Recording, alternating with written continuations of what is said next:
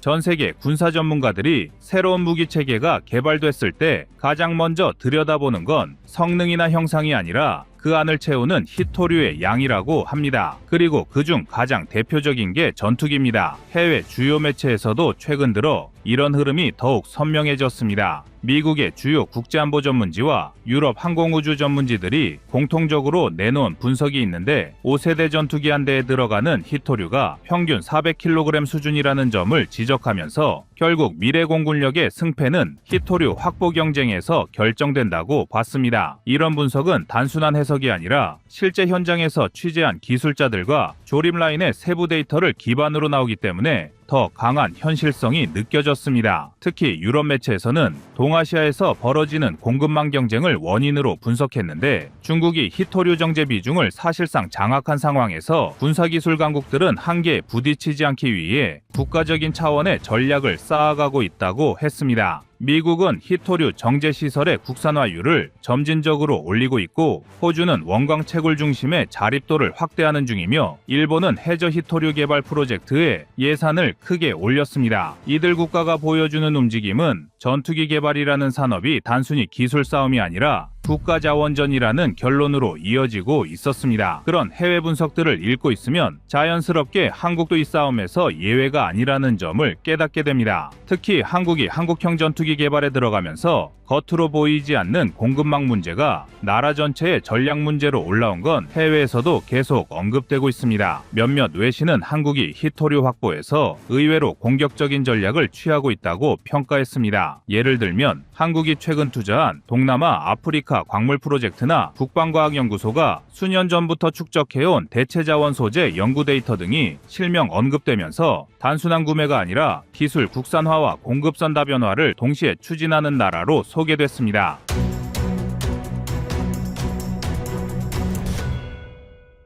현재 한국의 전투기 부품 제작 업체들은 히토류 품질을 3단계로 나눠 서로 다른 조달 경로를 관리하고 있었고 최상급 등급은 국방부와 개발기관이 직접 통제하는 시스템입니다. 한국은 히토류 재활용률도 올해 12%에서 20%로 올렸습니다. 이는 강대국들도 쉽게 달성하기 어렵다고 해외에서도 평가한 성과였습니다. 전투기용 연구자석 회수율이 올라가자 신품 소비량이 줄어들었고 생산비 절감 효과도 나타나고 있다는 분석이 이어졌습니다. 이런 데이터들을 모두 종합하면 한국은 히토류 안정성을 확보하는 수준을 넘어 전투기 산업의 지속성을 중장기적으로 보장할 수 있는 구조로 넘어가고 있다는 결론이 나옵니다. 해외 언론도 한국산 전투기를 선택한 국가들이 공급망 안정성을 이유로 한국을 택했다는 사실을 보도하면서 한국은 전투기 성능뿐 아니라 제작 안정성과 자원관리 능력까지 패키지로 제공 가능한 국가로 자리 잡고 있다는 분석을 내놨습니다. 이런 평가를 보면 확실히 흐름이 바뀌고 있다는 걸 느끼게 됩니다. 예전에는 한국이 사용량 중심의 소비국으로 분류됐지만 지금은 생산국, 기술국, 전략국이라는 새로운 위치가 보이고 있었습니다. 이 부분이 특히 주목받는 이유는 전투기라는 무기 체계가 단순한 철과 전자부품이 아니라 히토류 기반 정밀장치들의 집합체이기 때문입니다. 레이더 모듈의 송수신 장치부터 비행 제어 시스템에 들어가는 전기식 액추에이터까지 그리고 고내열 합금으로 구성된 엔진 블레이드의 일부 소재까지 히토류는 보이지 않는 곳에서 전투기의 생명 같은 역할을 하죠. 외신이 이제는 한국을 미국과 같은 군사강국과 나란히 놓는 이유는 결국 한국의 기술적 대응 속도가 빠르고 공급망에 대한 실질적 전략이 자리 잡았다는 판단 때문일 겁니다. 더 흥미로운 건 해외 매체들이 지금의 상황을 단순한 자원 경쟁이 아니라 신형 전투기를 둘러싼 지정학적 구도라고 해석한다는 점이었습니다. 최근 보고서들에서는 한국의 방산 수출 규모가 빠르게 커지면서 히토류의 안정적 조달은 단순히 한국 공군용 전투기의 문제가 아니라 한국 방산 산업 전체의 성장 속도와 직결된다고 분석했습니다.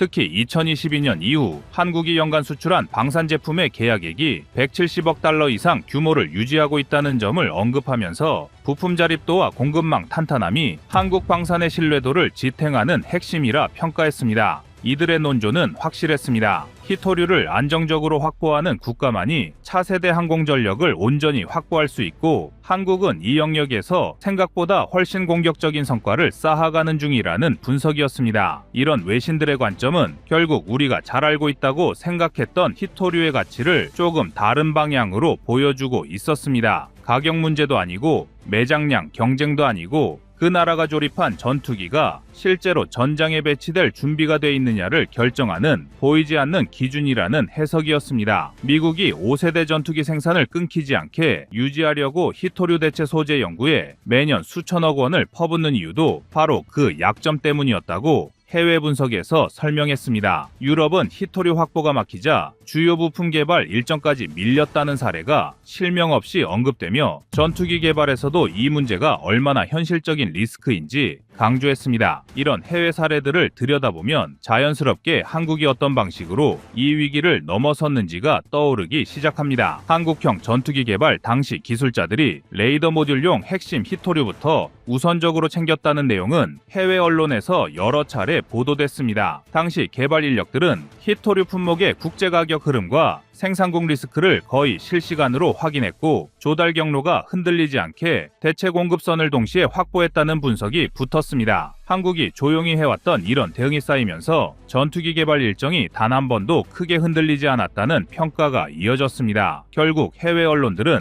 한국이 히토류 공급을 단순한 자원 수급 문제가 아니라 국가 단위의 국방기술 전략으로 다룬 나라라고 정리했습니다. 자원 의존도 관리부터 전투기 기술 자립률 설계 그리고 광물 협력 체계까지 모두 국가 전략으로 묶어서 움직이는 드문 국가라고 설명했습니다. 이런 분석이 의미 있는 이유는 한국이 세계 전투기 시장에서 빠르게 존재감을 키우고 있고 히토류 확보 능력이 앞으로 공군력 경쟁의 승패를 가르는 핵심 요소가 되고 있다는 흐름을 보여주기 때문입니다. 여기서 해외 언론들이 가장 높이 평가한 포인트가 등장했습니다. 한국이 전투기 한 대를 만드는 데 필요한 약 300에서 450kg 수준의 히토류를 안정적으로 공급할 수 있는 구조를 이미 구축해둔 나라라는 분석이었습니다. 이건 하루아침에 만들어지는 시스템이 절대 아니라는 점도 강조됐습니다. 수년간 이어진 연구 축적, 여러 나라와 조용히 맺은 기술 협력, 그리고 장기적 확보 전략이 하나로 이어져야 가능한 성과였기 때문입니다. 이런 토대 덕분에 한국은 히토류 공급이 흔들리는 시기에도 전투기 생산 일정을 유지할 수 있는 몇 안 되는 국가로 평가됐습니다. 이런 외신들의 분석을 종합하면 한국의 실체는 우리가 생각했던 것보다 훨씬 강했습니다. 눈에 보이지 않는 자원전에서 이미 승기를 잡았다는 메시지가 담겨 있었고 앞으로의 항공전력 경쟁에서도 한국이 단순한 추격자가 아니라 전략을 가진 기술 강국이라는 인식이 자리 잡기 시작한 겁니다. 한국이 히토류 확보에서 보여준 치밀한 전략은 전투기 제작 기술력으로 연결되고 그 흐름은 이제 한국 방산 수출과 국제적 신뢰도 확대로 이어지는 분위기입니다. 그리고 이 다음 내용에서는 한국 방산 내부에서 나왔던 더 충격적인 정보가 등장합니다. 방산업계 관계자들에게 들은 바로는 전투기 제작에 필요한 히토류 품목이 20종이 넘는데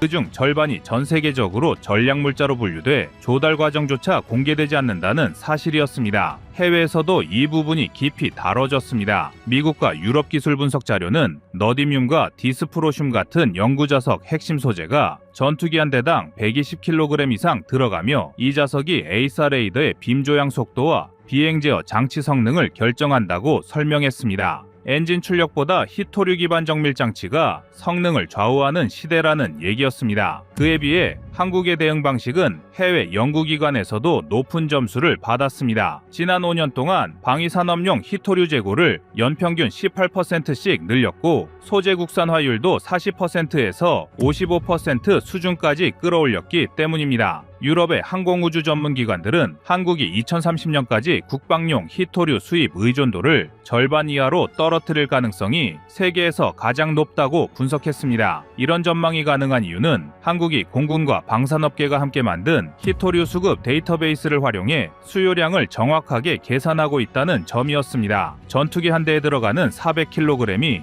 향후 10년 생산량에 어떤 영향을 주는지까지 자동 계산되는 구조라 관리 체계가 완성도 높다는 평가였습니다. 세계 각국의 대응 방식도 비교가 선명했습니다. 미국은 히토류 대체 소재 개발에 연간 1조 원 넘는 예산을 투자하며 중국 중심 구조를 뒤집으려 하는 반면 유럽은 정제 시설 확대에도 불구하고 실제 생산량이 여전히 부족하다는 분석이 등장했습니다. 일본은 해저 채굴 기술이라는 전혀 다른 길을 선택했지만 추출 비용이 톤당 7천만 원 수준이라 상업화까지 넘어야 할 벽이 많다는 평가였습니다. 이런 흐름 속에서 한국은 가격과 안정성 두 요소를 동시에 잡는 방향으로 움직이고 있어 해외 전문가들 사이에서 가장 균형 잡힌 모델로 언급되고 있었습니다. 한국 방산 내부의 관리 방식은 더 흥미로웠습니다. 그리고 이 흐름이 보여주는 건 명확했습니다. 한국은 전투기 제작 기술과 히토류 조달 능력이라는 두 개의 축을 동시에 잡아냈고 그 두 축이 한국 방산을 더 넓은 무대로 밀어올리고 있다는 점이었습니다. 해외 전문가들 역시 이런 움직임이 계속된다면 한국이 히토류 기반 핵심 부품까지 세계로 수출할 가능성이 충분하다고 전망했습니다.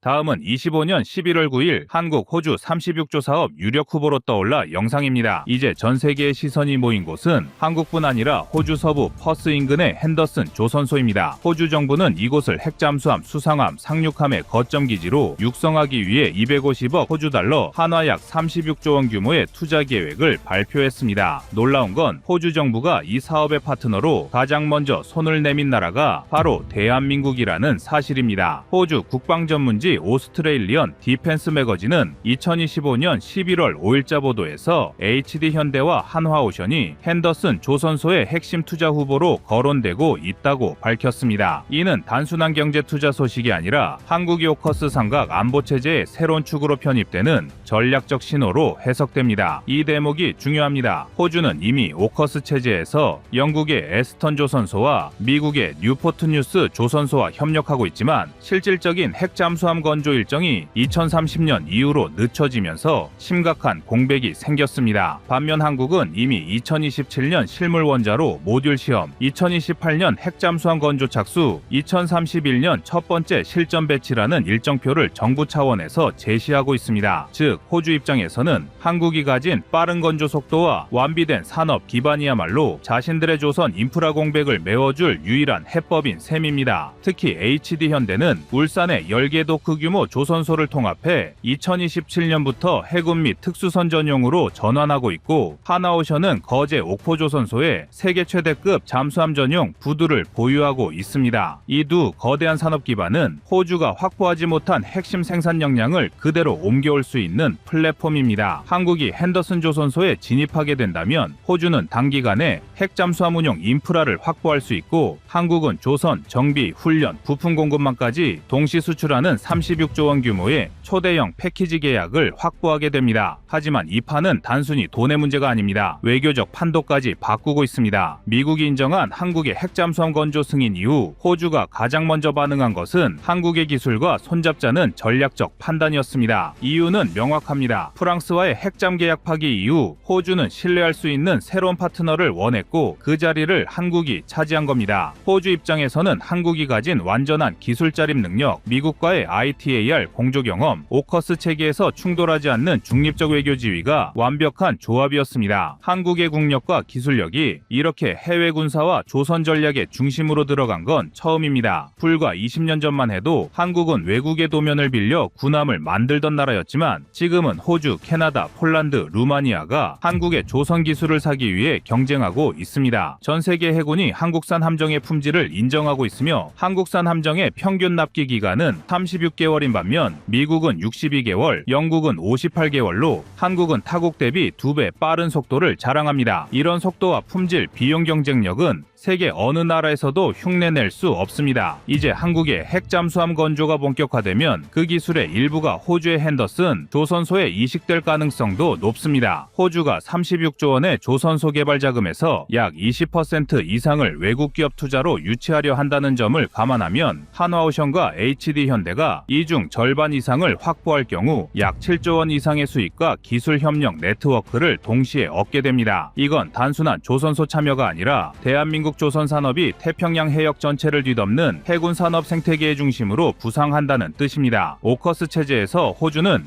영국과 미국으로부터 핵잠수함 기술을 전수받기로 했지만 실제 건조 일정을 보면 첫 번째 잠수함 인도가 2040년 이후로 미뤄질 가능성이 높습니다. 그 사이 호주의 해군 전력은 공백 상태로 남게 됩니다. 이 공백을 메워줄 수 있는 유일한 파트너가 바로 한국입니다. 왜냐하면 한국은 이미 3600톤급 KSS-3 잠수함 잠수함을 세계에서 가장 짧은 기간인 약 4년 만에 설계부터 건조한 유일한 나라이기 때문입니다. 미국이나 영국이 평균 8에서 10년이 걸리는 일을 한국은 절반 이하의 기간에 해낸 겁니다. 이렇게 말도 안 되는 납기의 배경에는 한국조선소 간 경쟁 체계가 있습니다. 한국은 산업중복이라는 제도를 통해 한화오션과 HD현대가 동일한 잠수함 설계를 공유하며 홀수와 짝수 함정을 나눠서 건조합니다. 이 제도는 기술 유출 없이 생산 요율을 극대화하는 독특한 구조입니다. 예컨대 KSS-3 배치1의 1, 이번 함은 한화오션이, 3번 함은 HD현대가 건조, 이후 배치2부터는 두 회사가 병렬 생산에 들어갔습니다. 이는 한 조선소가 멈춰도 다른 조선소가 곧바로 대체 가능한 시스템, 즉 국가 단위 이중 생산 체계를 구축한 셈입니다. 이러한 유연성이야말로 호주가 필요로 하는 바로 그 모델이었습니다. 호주의 핸더슨 조선소는 서부 퍼스 인근에 위치해 있으며 기존에는 상륙정과 순찰정 등 중소형 선박 중심이었지만 이번 개발 사업을 통해